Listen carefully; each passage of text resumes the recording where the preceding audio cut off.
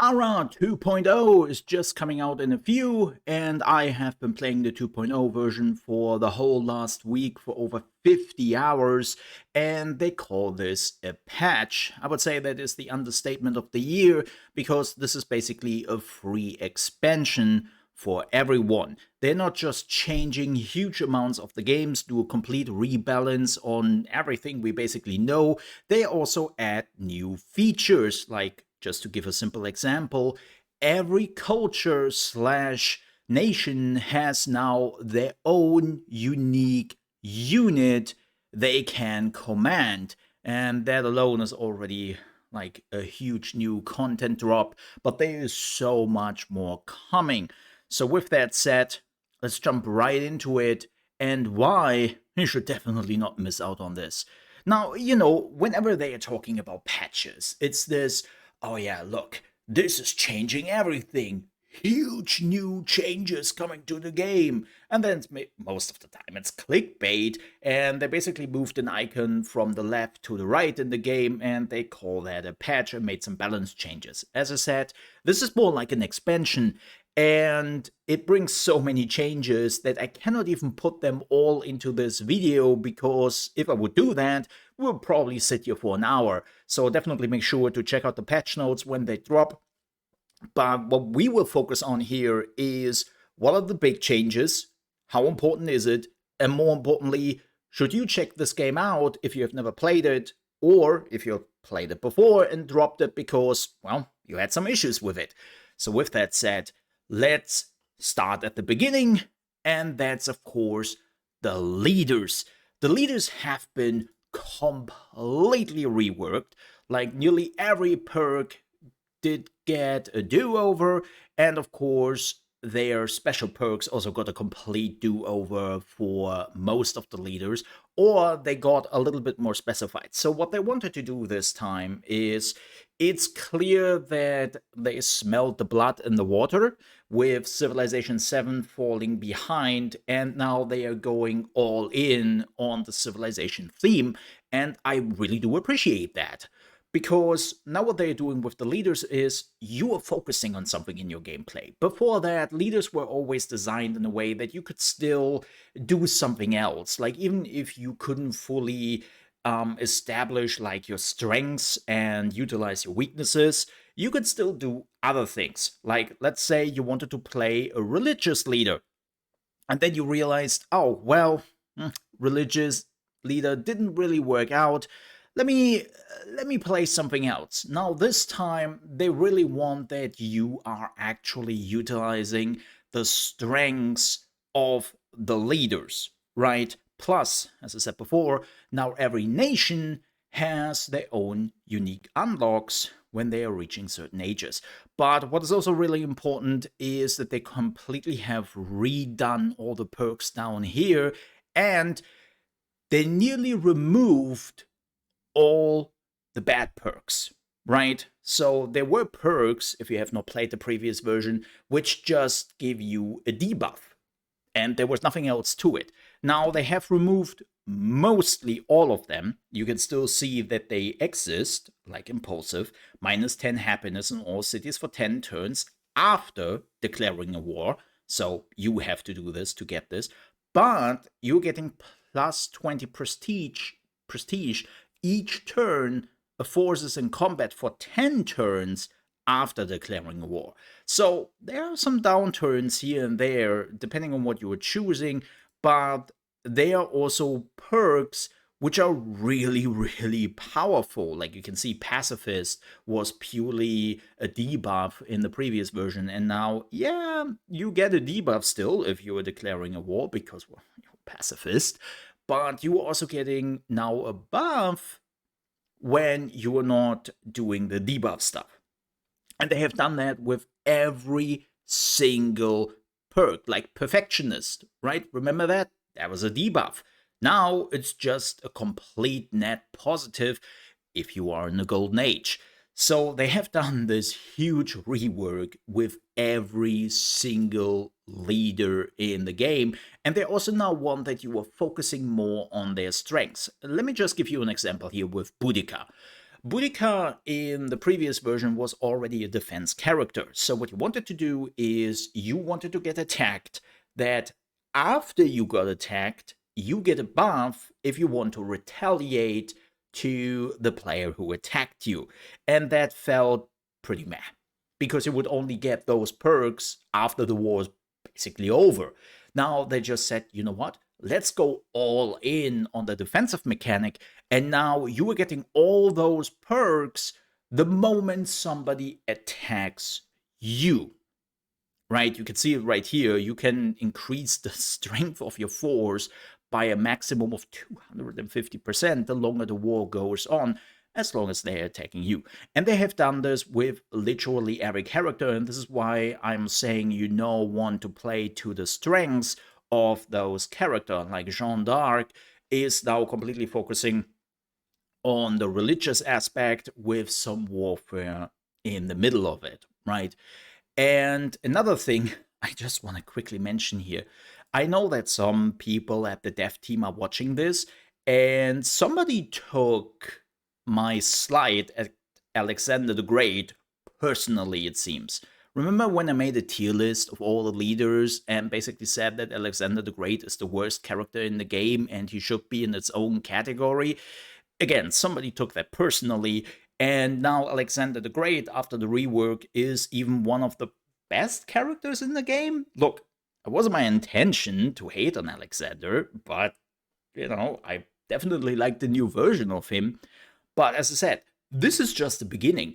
So let's jump into some gameplay and let's talk about those changes there. What you are seeing here immediately is that they also increased the size of the map, and I know that some people will immediately point out, Mo, the increase of the size of the map came in with patch 1.4. What are you talking about?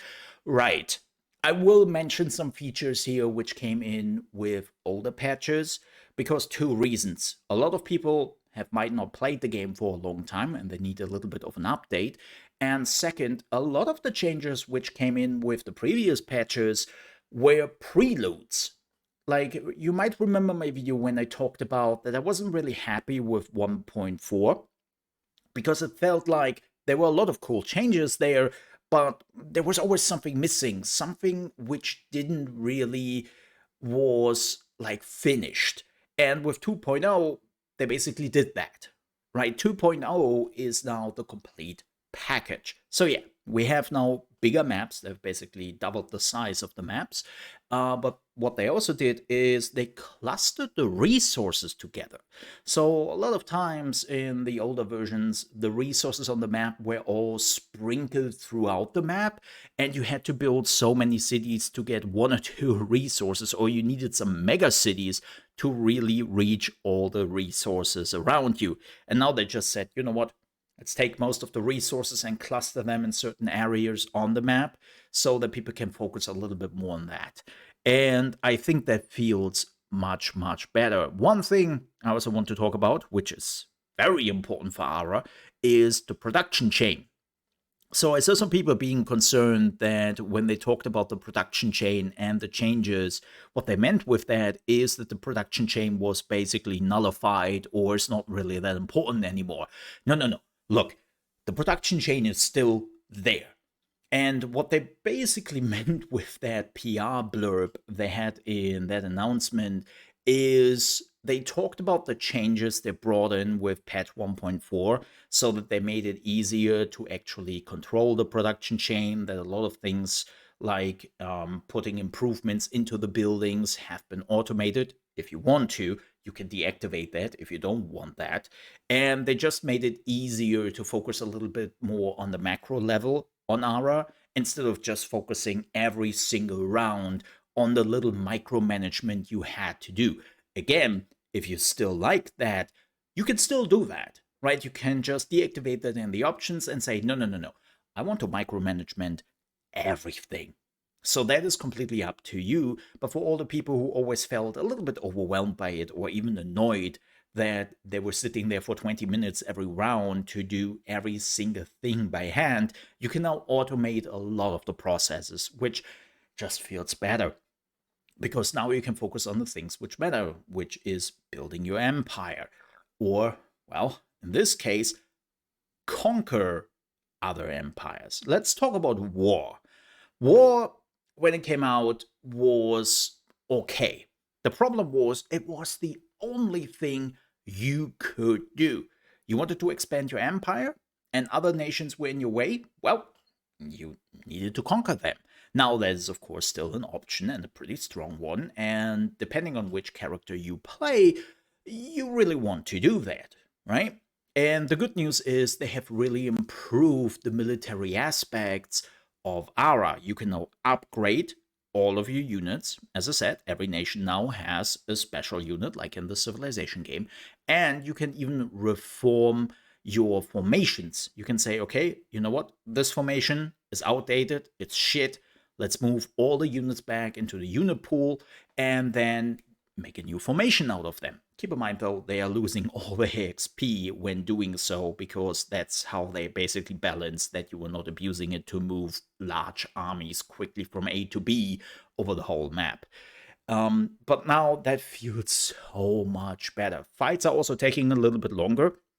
Of course, if you have a massive army and the enemy has only a few units there, they are still getting destroyed. But the closer the armies are, the longer it now takes till a fight is over. And it takes a little bit out of the speed when it comes to army management and the fights, and you can send in more armies as support, and you're not getting immediately overwhelmed, which I think is definitely the right way to do it.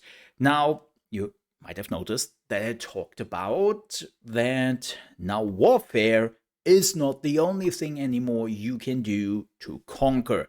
And this is where the new feature culture is coming in.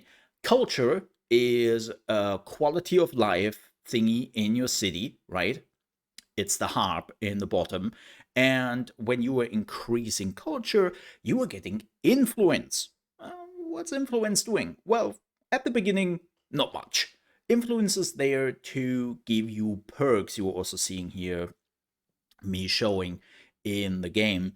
And you can see also that the perks have a timer. By the way, those timers do not mean that this is how long the perk is active. The timer means that when this is over, the perk will disappear and the new perk will show up you might be able to choose from. But when you chose the perk, it will stick with you, right? It's a bit like religion perks, right? When you chose them, they are yours. But this is how they make sure that there are other perks to choose from after some time, because other than religion, which basically has a maximum, influence does not. You can have so much influence as you want, and they want to have some other options here and there. But it's a rotation. TLDR, it's a rotation with the timer. So that's the beginning of what you can do with the influence, right? But now you're wondering, okay, what else can I do with it? Well, you can take land with the influence. That is coming in later, but if you want to conquer territories and if you want to conquer other areas on the map and you don't want to start a war with it, you can just use the influence to basically steal that land. And that's a pretty big deal, right? Now, keep in mind that if you were stealing land like that, other players might less happy about that, and that might lead to war, right? That's still like a thing. But it's now a peaceful option for a lot of the characters who are focusing more on cultural aspects, on research, on economy, and so on and so forth, right? A non-violent playthrough is very much possible. Speaking about other NPCs, aka the AI got a complete rework, and that in a big way. No, seriously. They basically took the old AI and completely redid a lot of the stuff the AI was doing, adding new things, of course, that they can also use culture. And they are aware of their new perks and all that. And you will immediately notice the difference. You will have leaders who are very aggressive, like Alexander the Great, Genghis Khan, just two examples here, which are far, far more aggressive, and they will attack you very quickly when they realize, oh, you don't really have a lot of armies, huh? Well, you're one of my neighbors. That's unfortunate for you, so definitely prepare for that. But yeah, all the leaders are now behaving much more as you would expect it from a historical perspective, but they are also managing their kingdoms finally. So many times in the old version, you were conquering a city of the enemy, and then you would take over and you realize, what is this? What's going on here? Wait, are you still using workshops in the industrial era? What's going on? And the reason was the AI couldn't compute. The AI was overloaded with too many things to do, and so it would cancel things it was already working on, it was already researching on, and the AI would fall behind. The same goes for cities. Like, don't get me wrong, the AI is still very aggressive in setting out settlers to found new cities, but they are not doing this stupid thing anymore. You know, so many playthroughs, I had the AI just building a city next to their own city and then canceling each other out, or building in areas where it made no sense just because they have a city slot open. I was like, why? This is the biggest waste ever, especially because you cannot just destroy those cities. They are stuck with them forever. Why are you doing this? Good news, they're not really doing this anymore. And second good news, you can now destroy cities. Yeah, that's right. You don't like your city? Well, just destroy it and open up a slot. So that's now a possibility, which made me very happy. And another thing, speaking about being very happy, is that the AI is just trying to keep up with you, especially if you are activating a new feature which allows you to have an adaptable AI. Yeah, that's right. The AI is now adapting to your playstyle and will try to challenge you. Like when they realize, oh, damn, man, you are ahead. Maybe I should do less mistakes to give you a chance and really lock in. And it feels good. I haven't really played too much around with it, but at least in the first two eras where I was trying it, it felt like it could keep up without cheating. I think that's the most important part. Like, a lot of people are very quick to assume that when the AI is keeping up with you, oh, they're cheating. No, they're just doing less mistakes. They're becoming more and more perfect, and you have to adapt to that yourself, or you will fall behind. It's very interesting, and I have to see how that goes. But the new AI is so much promising to the previous one, I can already say that. Now, with that said, there are, of course, still issues. Smaller bugs, glitches, balance is still like a thing they have to figure out. Like, some of the leaders are clearly a little bit stronger than others. I wouldn't say it's as bad as it was in the previous versions, but that's something I have to figure out over time. But everything just feels so much better. The new additions to the game, the upgrades. Like, as I said, this is more like a free expansion for the game than it is just a patch. And I can only highly recommend this game. If you were disappointed by Civilization 7 and the path they took, please check out Ara. Like, seriously, with 2.0, it comes very close to the civilization maybe a lot of people wanted. And the good news is it's available everywhere. It's even on Game Pass, right? So you can play it there if you want to. And it's it's fantastic. With 2.0, even more than it has been before, right? And I can only highly recommend it with the new expansion slash patch, and you should not miss out on it, especially if you dropped out previously. Like, they really put in the work and they fixed a lot of the issues. So, if you will excuse me, I have to go back dominating the world in Ara 2.0. And you can do too when the patch is going live in just a few. With that said, thank you so much for watching. If you enjoyed this video, please don't forget to leave a like and also subscribe to the channel if you want to see more Ara videos, of course, down the line. and a lot of strategy games, because that's what we are focusing on here on the Mole Under Management channel. It's all strategy, building, and management games. So if you enjoy that, plus some live streams, you came to the right place. And again, thank you so much for the sub. With that said, have a good one. Stay safe. Bye bye.